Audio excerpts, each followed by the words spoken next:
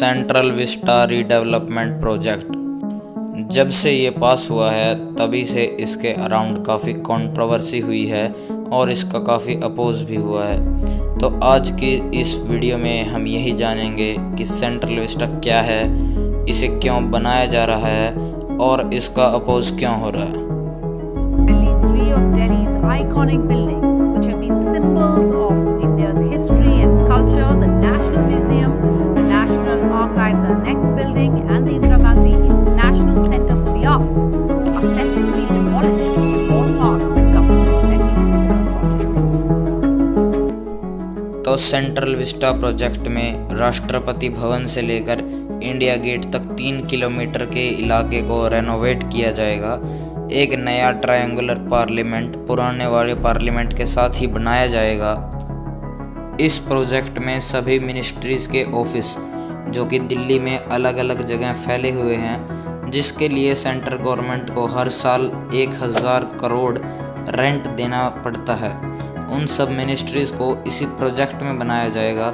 इस प्रोजेक्ट में vice president residence, prime minister residence और प्राइम मिनिस्टर ऑफिस भी बनाया जाएगा।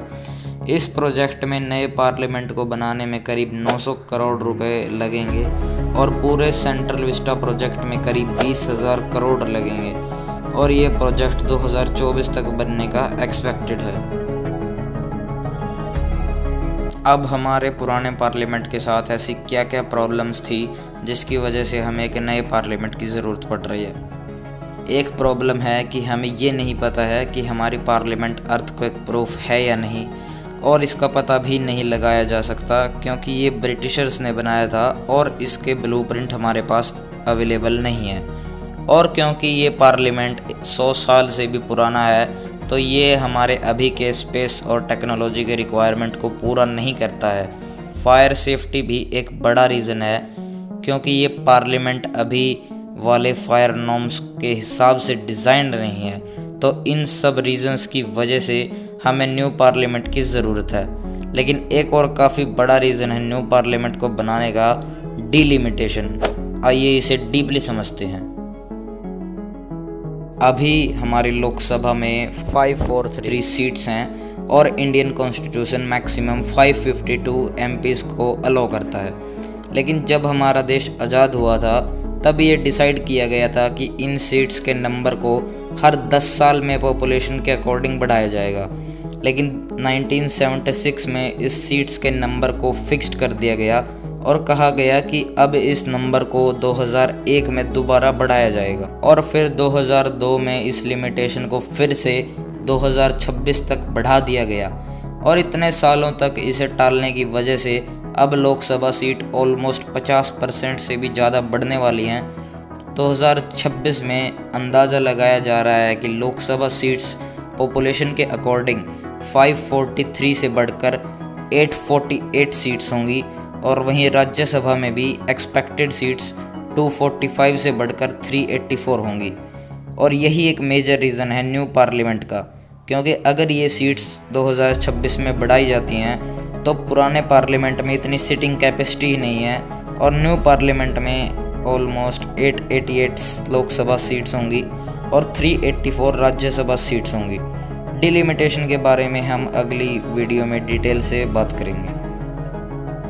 अभी इसके खिलाफ दिए गए आर्गुमेंट्स के बारे में बात करते हैं। तो इसके खिलाफ सबसे ज़्यादा बार दिए जाने वाला आर्गुमेंट है कि पैंडेमिक चल रहा है तो इस समय इतना खर्चा करने की क्या ज़रूरत है। तो चलिए इस पर बात करते हैं। नए पार्लियामेंट की कॉस्ट है करीब 900 करोड़ और पूरे सेंट्रल विस्टा प्रोजेक्ट की कॉस्ट है 20,000 करोड़ जो कि 3 साल में लगेंगे। अब हमारे सिर्फ वैक्सीन का बजट है 35,000 करोड़ और पूरा हेल्थ केयर का जो बजट है वो 2,80,000 करोड़ से भी ज़्यादा है। और अब अगर हम सेंट्रल विस्टा प्रोजेक्ट को रोक भी दें और इसको हेल्थ केयर बजट में लगा दें फिर भी क्या असर पड़ेगा, ये तो उसके सामने चुटकी भर है। तो इससे कुछ खास फ़ायदा हमें होगा नहीं। दूसरा एक आर्गुमेंट है कि यहाँ पर जो मजदूर वर्कर्स काम करेंगे सेंट्रल विस्टा प्रोजेक्ट पर, उनको वायरस होने के चांसेस का क्या। तो उसका जवाब सरकार ने और जो मीडिया रिपोर्टर्स वहाँ पर ग्राउंड रिपोर्ट करते हैं उन्होंने दिया है कि वर्कर्स के रहने खाने पीने का अरेंजमेंट उसी एरिया में किया गया है ताकि उन्हें बार बार बाहर ना जाना पड़े और उन्हें वायरस ना हो, और प्रॉपरली कोविड-19 के जो भी प्रोटोकॉल्स हैं उन्हें वहाँ पर फॉलो भी किया जा रहा है। तीसरा आर्गुमेंट, जो कि एक बहुत ही वाहियात आर्गुमेंट है, लोग इस प्रोजेक्ट की अंडर कंस्ट्रक्शन फ़ोटोज़ दिखाकर बोलते हैं कि कितनी बढ़िया जगह थी, डिस्ट्रॉय कर दी। तो ज़रा वो ये बताएं कि ऐसी कौन सी जगह हैं जिसकी अंडर कंस्ट्रक्शन फ़ोटो बढ़िया दिखती हैं। वो तो सभी की ख़राब होती हैं, लेकिन जो फाइनल आउटपुट आता है उस पर वो डिपेंड करता है। वहीं इसके खिलाफ कुछ लीगल आर्गुमेंट भी थे, जैसे कि इसके लिए इन्वायरमेंट क्लियरेंस को प्रॉपरली लिया गया है नहीं, जिसको सुप्रीम कोर्ट ने कहा था कि इन्वायरमेंट क्लियरेंस इसकी वैलिड है, और यहाँ पर जो कुछ पब्लिक एरिया था उसको गवर्नमेंट लैंड की तरह यूज़ करने के लिए क्या प्रोसेस यूज़ की गई। और दिल्ली हाई कोर्ट में भी किसी ने पिटीशन डाली थी इसको रुकवाने के लिए, जिसको हाई कोर्ट ने कैंसिल करते हुए उस इंसान पर 1 लाख का फ़ाइन लगाया था। तो कोर्ट ने भी इन पर स्टे लगाने से साफ मना कर दिया है। तो बेशक सेंट्रल विस्टा प्रोजेक्ट हमारे लिए काफ़ी ज़रूरी है, और क्योंकि बाकी देशों के सेंट्रल विस्टा काफ़ी प्लान्ड हैं और हमारा सेंट्रल विस्टा अच्छे से प्लान्ड नहीं था, वहाँ पर जो सामान बेचने वाले, रेहड़ी लगाने वाले हैं, उनके लिए कोई फिक्स जगह नहीं है, ना ही पार्किंग स्ट्रक्चर तरीके से बनी हुई है, और भी काफ़ी सारी प्रॉब्लम्स है जिसे अब इस रीडेवलपमेंट प्रोजेक्ट के ज़रिए सही किया जा रहा है।